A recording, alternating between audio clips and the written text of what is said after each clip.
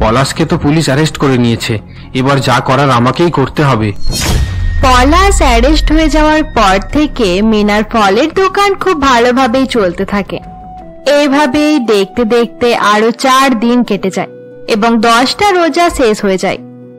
এরকমই একদিন রহিম বাবুদের বাড়িতে। মিনা, আমি 1 মাসের জন্য বিদেশে যাচ্ছি। আমার ছেলে বৌমা তাদের সঙ্গে ঈদ পালন করতে বলেছে, তোরা আমার বাড়িতেই ভালোভাবে থাকিস। না আঙ্কেল, আপনি আমাদের অনেক সাহায্য করেছেন, আমরা এখন একটা ভাড়া বাড়িতে থাকবো। তোরা ভাড়া বাড়িতে থাকবি? টাকা কোথায় পাবি? তাছাড়া তোদের দুজনকে আমি নিজের মেয়ের মতো ভেবে নিয়েছি, তোরা বাড়িতে থাকলে আমাদের ভালোই লাগবে। আঙ্কেল, আমাদের দোকান এখন ভালো চলছে, আমরা ভাড়া ঠিক দিতে পারবো। তবে আপনি চিন্তা করবেন না, আপনি ফিরে এলে আমরা সবসময় এসে দেখা করে যাব। ঠিক আছে, কিন্তু তোরা যদি কোনো সমস্যায় পড়িস তাহলে আমাকে ফোন করিস, আমি সব সময় তোদের সাহায্যের জন্য তৈরি আছি। আঙ্কেল, আপনি কবে ফিরে আসবেন? 1 থেকে 1.5 মাসের মধ্যেই ফিরে আসব। পরের দিন রহিম বাবু মিনাকে একটি ভাড়া বাড়ি খুঁজে দেয় এবং তার স্ত্রী ফতেমাকে সঙ্গে নিয়ে বিদেশে যাওয়ার জন্য বেরিয়ে পড়ে। এরপর থেকে মিনা এবং রিয়া ভাড়া বাড়িতে থাকতে শুরু করে দেয়।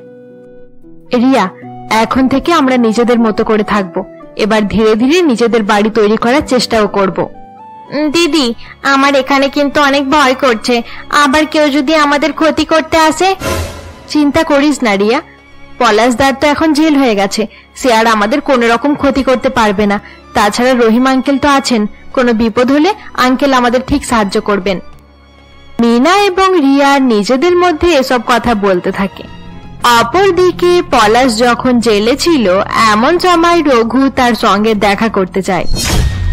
আরে পলাশ, রহিম বাবু তার ছেলের সঙ্গে দেখা করার জন্য বিদেশে চলে গেছে, 1 থেকে 2 মাস পর বাড়ি ফিরবে। এটা তুমি খুব ভালো খবর দিয়েছো। ওই মেয়েটার জন্য আমাকে জেল খাটতে হচ্ছে, যতদিন পর্যন্ত এর বদলা নেব না ততদিন আমি শান্তিতে থাকতে পারবো না।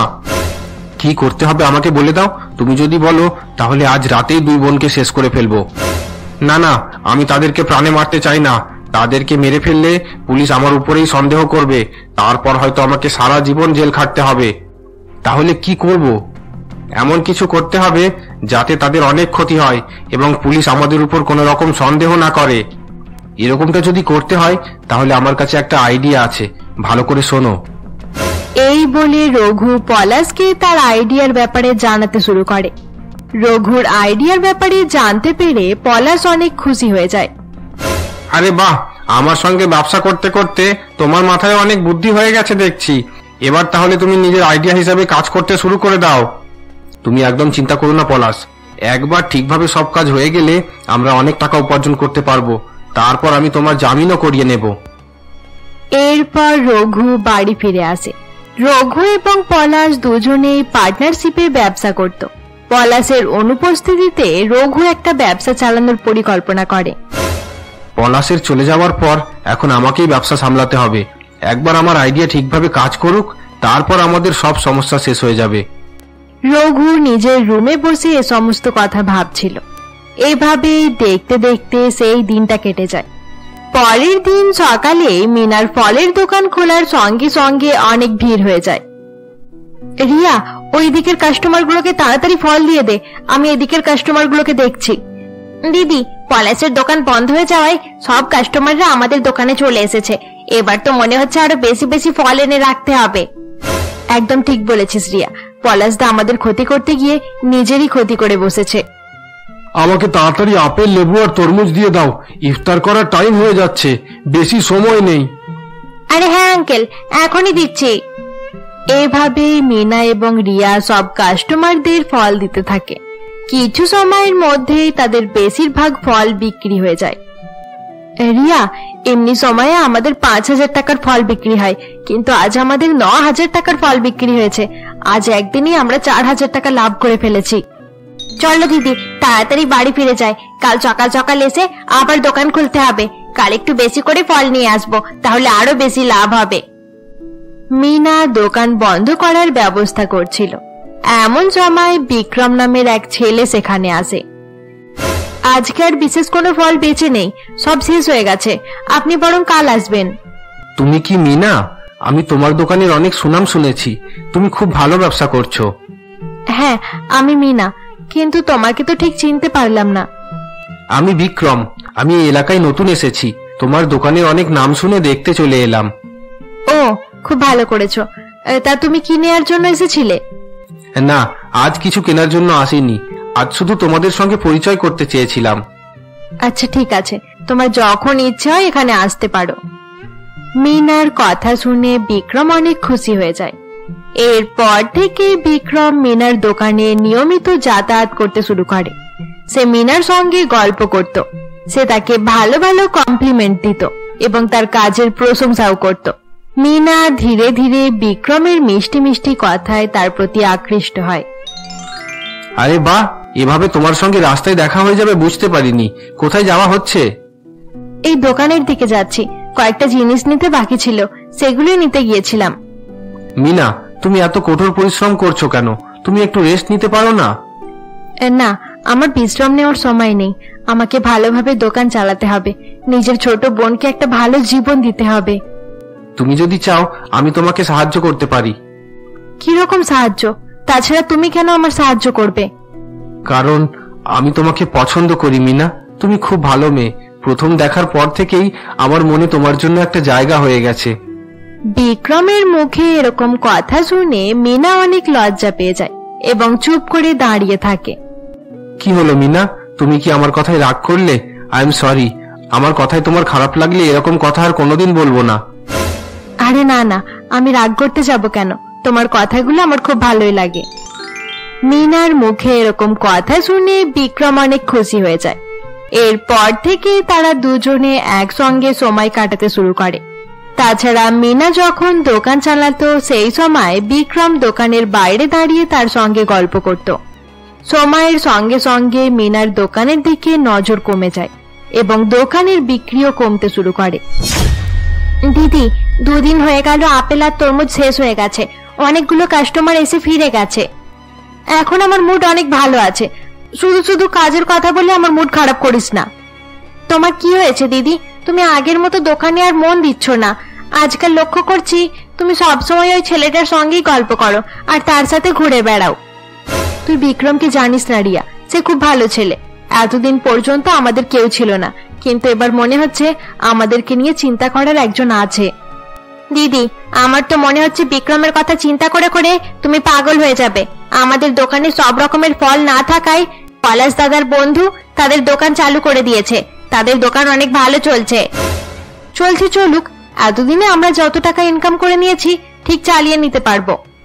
কিন্তু দিদি, তুমি যে বলেছিলে আমাদের নিজেদের একটা ঘর হবে, আমরা ভালোভাবে কাজ না করলে ঘর কিভাবে বানাবো? ওসব ঘর টর নিয়ে অত ভাবতে হবে না। এমনিতেই মেয়েদেরকে বিয়ে করে বরের বাড়িতে চলে যেতে হয়। আমার যখন বিয়ে হয়ে যাবে তখন আমি তোকেও আমার সঙ্গে নিয়ে যাব। মিনার কথা শুনে রিয়া অনেক দুঃখী হয়ে যায়। এরপর মিনা বিক্রমের সঙ্গে দেখা করার জন্য বেরিয়ে পড়ে এবং রিয়া একা দোকান সামলাতে থাকে। এইভাবেই দেখতে দেখতে আরো কয়েকটা রোজা কেটে যায়। অপরদিকে রঘুর দোকানের বিক্রি অনেক বেড়ে যাওয়ায় সে মনের আনন্দে ব্যবসা করতে থাকে। এরকমই একদিন রঘু যখন বাড়িতে ছিল এমন সময়। বিক্রম, তুই খুব ভালোভাবে কাজ করছিস। মিনার দোকানের বিক্রি কমে গেছে, তুই এভাবেই চালিয়ে যা। দাদা, আমি চেষ্টা করছি, কিন্তু মিনা খুব ভালো মেয়ে।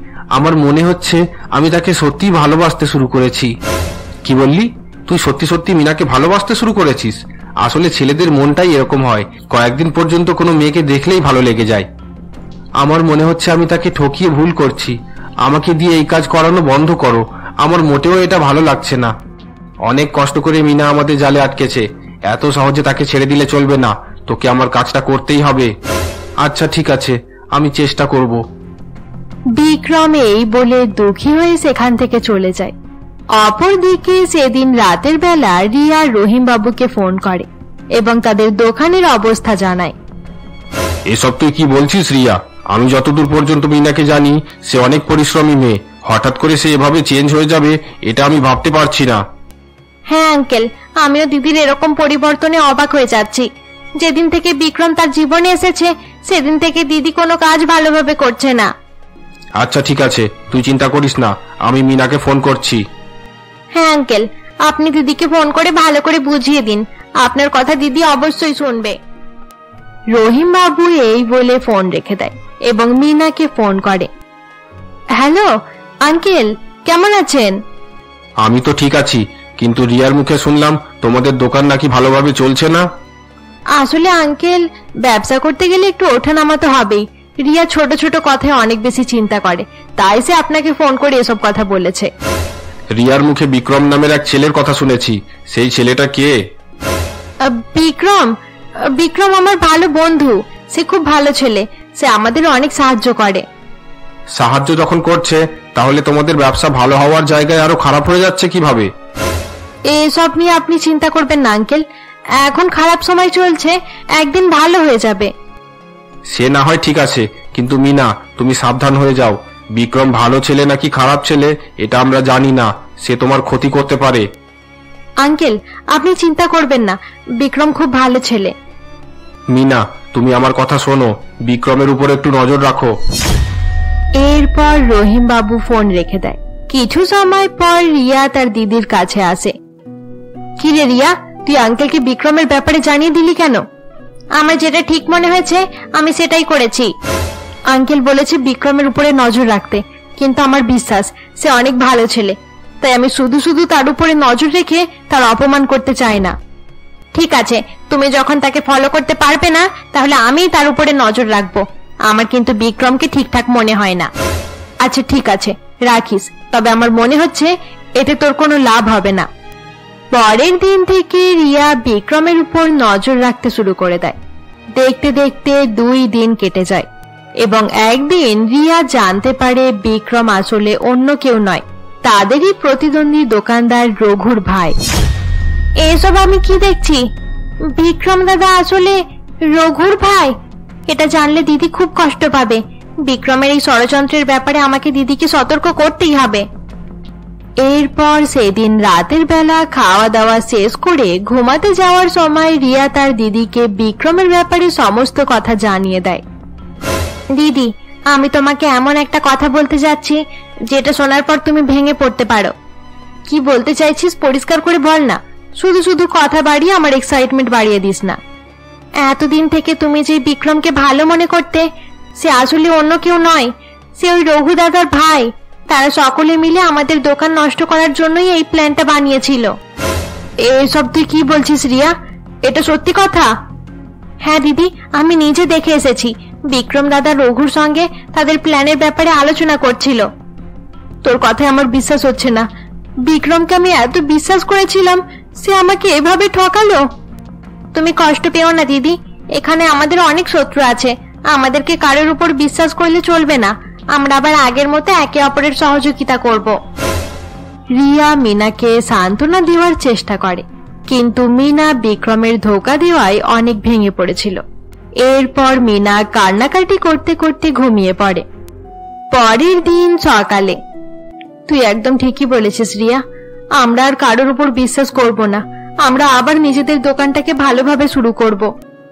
এই না হলে আমার দিদি, তুমি একদম ঠিক সিদ্ধান্ত নিয়েছো। আমরা চেষ্টা করলে সবকিছুই করতে পারবো। ওই বিক্রম একবার আমার কাছে আসুক, তাকে উচিত শিক্ষা দেব। হ্যাঁ দিদি, এবার সে তোমার কাছে নাটক করতে এলে তাকে অপমান করে তাড়িয়ে দিও। এরপর মিনা আবার তার দোকানের দিকে নজর দেয়। সে দোকানকে আগের থেকে আরো ভালোভাবে সাজায় এবং বিক্রি বাড়ানোর চেষ্টা করে। রিয়া, আমরা আবার আমাদের দোকানকে ভালোভাবে চালাবো, কেউ আমাদের থামাতে পারবে না। হ্যাঁ দিদি, তুমি চালিয়ে যাও, আমি সব সময় তোমার সঙ্গে আছি। মিনা এবং রিয়া ভালোভাবে দোকান চালাতে শুরু করে এবং আগের থেকেও কম দামে ফল বিক্রি করতে থাকে। কম দামে ভালো ফল বিক্রি করায় তাদের দোকান আবার আগের মতো জমজমাট হয়ে ওঠে। মিনা আবার নিজের দোকান শুরু করে দিয়েছে। এই কয়েকটা দিন ব্যবসা করে অনেক টাকা উপার্জন করে ফেলেছি। এই টাকা দিয়ে পলাশকে জামিন করিয়ে আনি, তারপর দুজন মিলে কোনো একটা প্ল্যান বানানো যাবে। রঘু এসব কথা ভাবতে ভাবতে টাকা নিয়ে থানায় পৌঁছায় এবং পলাশকে জামিন করিয়ে ছাড়িয়ে বার করে নিয়ে আসে। এতদিন পর্যন্ত সবকিছু ভালোভাবে চলছিল, কিন্তু মিনা কোনো কারণে বিক্রমের আসল সত্যি জানতে পেরে গেছে। তারপর থেকে সে বিক্রমের সঙ্গে যোগাযোগ বিচ্ছিন্ন করে দিয়েছে। এই মিনা আমাকে শান্তিতে থাকতে দেবে না। তার দোকান করার পর থেকেই আমার এত বছরের ব্যবসা খারাপ হয়ে যাচ্ছে। চলো এবার দুজন মিলে কোনো একটা উপায় ভাবি। এই মিনাকে চিরদিনের জন্য এই দোকান থেকে সরিয়ে ফেলতে হবে। তুমি একদম ঠিক বলেছো রঘু, এবার আমরা মিনার দোকান সম্পূর্ণভাবে নষ্ট করব। কিন্তু আমরা কিভাবে এটা করব? মিনাকে গ্রাহকদের সামনে খারাপ করে দিতে হবে। একবার কাস্টমারগুলো তাকে অপছন্দ করতে শুরু করে দিলে কেউ তার কাছে ফল কিনতে যাবে না। তার মানে আমরা মিনার ফলে বিষ মিশিয়ে দেব, যেই ফল খেলে মানুষের মৃত্যু পর্যন্ত হতে পারে। কি বললে? বিষ মিশিয়ে দেবে? কিন্তু এভাবে তো অনেক মানুষ মারা যেতে পারে। মরবে মরুক, কয়েকজন মরলে মিনার জেল হয়ে যাবে এবং তারপর আর কেউ আমাদের টেক্কা দিতে পারবে না। এরপর সেদিন রাতের অন্ধকারে পলাশ এবং রঘু মিনার দোকানে গিয়ে তার ফলগুলোতে বিষ মিশিয়ে দেয়।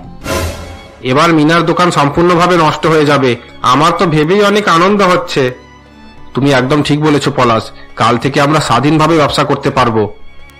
এরপর পলাশ এবং রঘু তাদের বাড়ি ফিরে যায়। পরের দিন সকালে মিনার দোকান খোলার সঙ্গে সঙ্গে বিক্রম সেখানে আসে। তুমি এখানে কি করতে এসেছো বিক্রম? চলে যাও এখান থেকে, না হলে কিন্তু আমি লোকজনকে ডাকবো। আমি তোমাকে বিরক্ত করার জন্য আসিনি মিনা, একবার আমার কথা শুনে নাও, তারপর আমি চলে যাব। আমি তোমার কোনো কথাই শুনতে চাই না। তোমার মতো ধোঁকাবাজ মানুষের থেকে আমি দূরে থাকতে চাই। মিনা, তোমার দোকানের ফলগুলোর মধ্যে বিষ মেশানো আছে। এই ফলগুলো খেলে মানুষ মারা যাবে। আমার দোকান বন্ধ করার জন্য আবার একটা নতুন নাটক শুরু করেছো। আমি আর তোমার কোনো কথাই বিশ্বাস করব না। এই শেষবারের মতো আমার কথাই বিশ্বাস করে নাও মিনা, আমার কাছে প্রমাণ আছে। বিক্রম এই বলে মিনাকে একটি ভিডিও দেখায় এবং এরপর সে মিনার সঙ্গে থানায় গিয়ে ফলের মধ্যে বিষ মেশানোর ভিডিও দেখিয়ে দেয়। এরপর ইন্সপেক্টর বাবু পলাশদের বাড়িতে যায় এবং পলাশ ও রঘুকে অ্যারেস্ট করে ফেলে। মিনা, আমি তোমাকে সত্যি সত্যি ভালোবাসি। মানছি আমি প্রথমে তোমার ব্যবসার ক্ষতি করার জন্য এসেছিলাম, কিন্তু আমি ইচ্ছাকৃতভাবে তোমার ক্ষতি করতে চাইনি। আজ তুমি আমাকে অনেক বড় বিপদের হাত থেকে বাঁচিয়েছো, আমি তোমাকে ক্ষমা করলাম। এরপর থেকে মিনার দোকান খুব ভালোভাবেই চলতে থাকে এবং দেখতে দেখতে কয়েকদিন কেটে যায়। রহিম বাবু বিদেশ থেকে ফিরে আসে এবং বিক্রমকে ধন্যবাদ জানায়। মিনা এবং বিক্রমের সম্পর্ক আবার আগের মতো ভালো হয়ে যায়। মিনা, তুমি খুব সাহসী মেয়ে, তুমি সবকিছু ঠিক করে নিলে। ধন্যবাদ আঙ্কেল, আমি শুধু আমার দোকান বাঁচানোর চেষ্টা করেছি। একদম ঠিক বলেছো মিনা, বিক্রম সত্যি সত্যি একটা ভালো ছেলে। আমি প্রার্থনা করব তোমাদের বন্ধুত্ব যেন সারা জীবন থাকুক। বন্ধুরা, আমাদের গল্পের সিরিজ এখানেই শেষ করা হলো। গল্পটি ভালো লেগে থাকলে অবশ্যই লাইক করে দিও, আর এরকমই গল্প আরো দেখতে আমাদের চ্যানেলকে সাবস্ক্রাইব করতে ভুলবে না।